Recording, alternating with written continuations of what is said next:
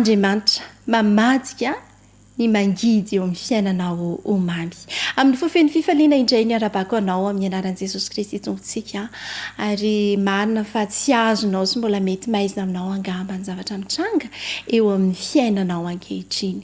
Mety maro be ihany koa ireo fantaniana izay napetrakao, mety hoe mbola tsy nahitanao valiny hatramin'izao, indrindra moa rehefa mandalo olana ianao, mandalo fisedrana mafy ianao dia manontany fa maninona Jesosy fa nahoana izany niaran'izao toe-javatra izao, kanefa hitarika sy te hitona ny sainao andinika ahatsiaro ny fomba namoahan'Andriamanitra ny zanak'Israely avy tany Egypta, nampamakivakiany ranomasina mena, ny famatsiany sakafo an'ireo olo ireo maimaim-poana, ary tsy hoe sakafo novidiana teny an-tsena nisotro na teny an-tsena nalakamisy, fa sakafo avy any an-danitra nomeny azy ireo, ny tsonjovany azy ireo, ny famondrapo izay nasehony tamin'ireo izay tena hoe tena miariary mihitsy. Ary eo ihany koa ireo fahagagana maro izay tsy voatonoko sy tsy voatanisako, tiako aseho aminao zany hoe tsika dia manan'Andriamanitra izay mihevitra ny momba antsika tsirairay avy, ary te hampirisika anao ihany koa amin'ity anio ity mba hifantoka bebe kokoa ato anatin'ny fiarahantsika. Andao resitrakao hiaraka hivavaka isika hametraka eo am-pelatanan'Andriamanitra ny fiarahantsika eto indray.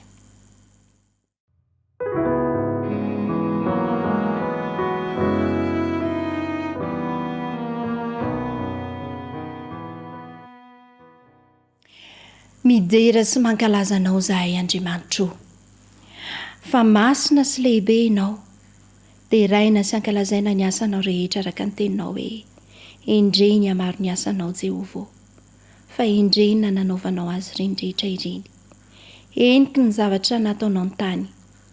Misaotra anao kosa fa tsy avelanao ho faty ny finoana sy ny fanantenana miorina amin'ny fahavelomana aty anatinay. Ianao ilay tompon'ny fiainanay sy mahay manova ny tantara eo amin'ny fiainanay, no hitokinay koa fa manova sy mampivoatra ny zavatra rehetra, na dia tsy miova azy ianao. Misaotra anao hatrany amin'ny fombanao izahay. Misaotra anao izahay satria afaka nahita fa nisava lalana ianao, ny fisianao tsy mba hafeninao aminay. Misaotra Tompo tamin'ny fitahianao anay tamin'ny lasa rehetra, entina mba havaka aminao ny fianakaviana tsirairay avy, samy manana ny fifaliany sy ny manahirana azy izy ireo.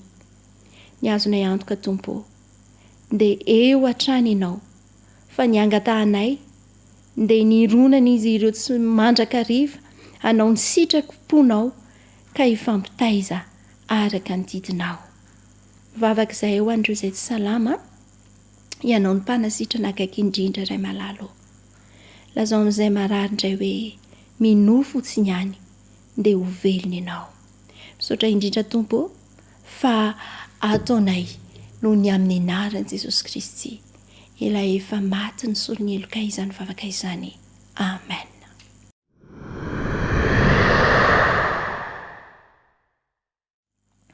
Ao amin'ny Exodosy 5:10 ny 7:20 ka hatramin'ny 4:20, ten'Andriamanitra niaina ny zanak'Israely izy io izay nanafahany Jehovah azy tany Egypta, dia avy eo nakany amin'ny tany efitra, namakivaky ny ranomasina mena, ary rehefa nivoaka ny ranomasina mena izy ireo, fantatsika tsara ny tantara fa ny fotoana ny mametra antsika tsy afaka mivalapatra ao anatin'izay, dia nangetaheta mafy ireto zanak'Israely ireto, dia rehefa nangetaheta izy dia nisotro rano, kanefa tsapan'izy ireo mangidy izany rano izany. Ary rehefa nangidy ny rano, ianao mangetaheta, nahita rano, nisotro rano, mangidy ny zavatra ao anatin'ny sainao voalohany dia izao ny menimenina. Reto zanak'Israely reto ihany koa dia nimonmonina tany Mosesy izy ireto, ahoana ny entinao aty zahay, hoentinao vonoina ve zahay, fa andeha ho aiza isika? Kanefa tamin'izay fotoana izay dia nitaraina tamin'i Jehovah Mosesy, nasehon'Andriamanitra azy hazo anankiray. Io hazo io no nalainy Mosesy dia iny no nasain'Andriamanitra natsipiny tao anatin'ny rano, dia indro fa tonga mamy izany. Mahagaga ny Andriamanitsika. Rehefa any amin'ny Tompo isika ny mila vonjy, na inona mangidy eo amin'ny fiainantsika, dia manome vahaolana ho antsika ny tompo.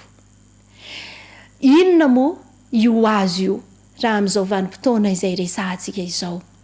Sary ny azo fijaliana izy io, izay neretan'i Jesosy ny mangidy indrindra mba hampatonga ny fiainako, mba hahatonga ny fiainanao ho mamy. Izay le hevitra hiheveran'i Jesosy antsika tsirairay avy ampatsahivina hatrany ny Jeremia 7:1-2:1. Raha tsy ny hevitra Jesosy ny antona teo amin'ny azo fijaliana izay nandalovan'ny fiainana sy nandalovan'ny tantaram-piainana isan'ny tena mangidy indrindra, tsy ho mamy ny fiainantsika.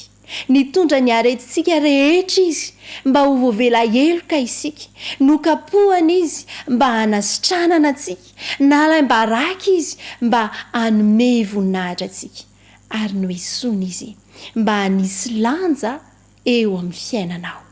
Ankoatran'izay, nosatroan-tsilo izy mba ho tapaka avokoa ny ozina rehetra izay eo amin'ny fiainako, izay eo amin'ny fiainanao. Ry mpiaino-tsaina, niaritra ny mangidy indrindra Jesosy mba hahatonga ny fiainanao ho mamy. Ninona mety ho endrin-javatra mangidy eo amin'ny fiainanao? Raha ekenao Jesosy, raha ekenao ny famonjeny, tsy maintsy hiova ho mamy io rehefa eo Jesosy. Te hanontany ianao hoe inona ny zavatra ho mangidy mafaitra tsy teliny? Matetika isika miresaka an'izany eo fiainantsika, tena mangidy, tena mafaitra, tena tsy teliny, kanefa dia izao na manahoana na manahoana, fatra sy ngidiny izany. Dia izao tadidio fa tsy maintsy miova ho mamy io rehefa eo Jesosy. Ka ny fantaniana mipetraka dia hoe momino izany ve ianao? Hoy ny tenin'Andriamanitra hoe ny fahatsarana rehetra dia ho an'izay mino. Ny olona afaka hitantara ny mangidy eo amin'ny fiainany saingy tsy afaka hanova izany ho mamy, fa manaova tahaka ny Mosesy, tsy monmonina ny amin'izay rehetra fangidiana eo amin'ny fiainana, fa avy hatrany dia makaisa mandeha mitaraina amin'Andriamanitra. Lasa fahazarantsika loatra ity hoe fimonimonomana ity, kanefa fa fantaro fa endriky ny tsy fahaiza-mankasitraka izany fimonimonomana izany. Rehefa tsapanao mangidy ny fiainanao, manatona an'Andriamanitra fa izy no hanome vahaolana anao, ahatonga ny fiainanao ho mamy indray, satria Andriamanitra dia tompony vahaolana izay nanome an Jesosy mba hitondra ny mangidy indrindra, mba hahatonga ny fiainantsika ho mamy.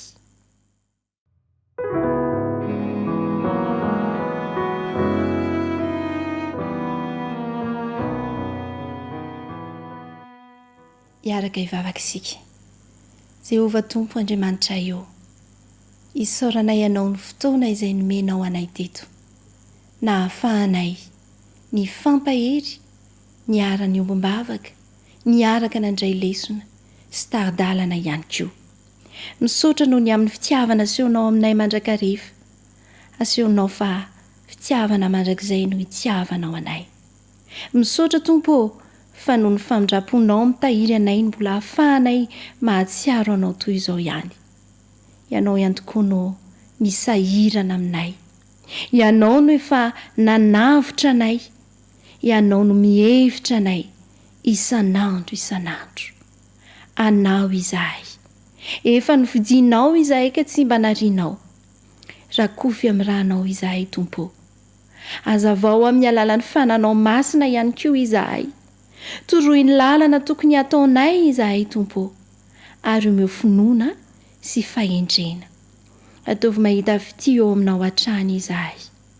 Mametraka eo am-pelatananao ny fiainanay izahay, indrindra ho any ankohonana tsirairay avy.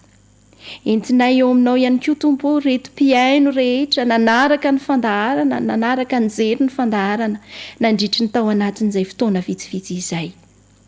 Ireo izay mahatsiaro irery, ireo kivy, ireo mahantra, ireo manan-karena ihany koa, samy omenao fahendrena avokoa.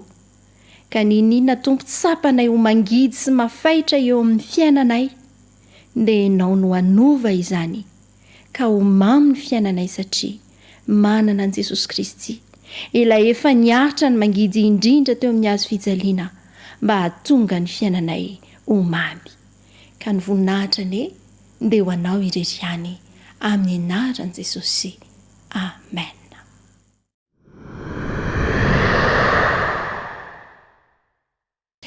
Fifaliana no niarahana taminao tato anatin'izao famelabelaran' izao. Aza donoina fa Andriamanitra dia mahalala ny hevitra hiheverana anao. Ovaina amin'izay ny fomba fijery manomboka eto. Ampiorenina ny finoana, ampitoerina ny fiadanana, hiainana ny fifaliana satria manana n'ilay Andriamanitra izay mahalala ny hevitra hiheverana sy anao isika. Hevitra hitondra fiadanana fa tsy loza. Mankasitraka anao izahay ary mirarina tsara indrindra omban'ny fahasoavan'Andriamanitra ho anao. Veloma tompoko.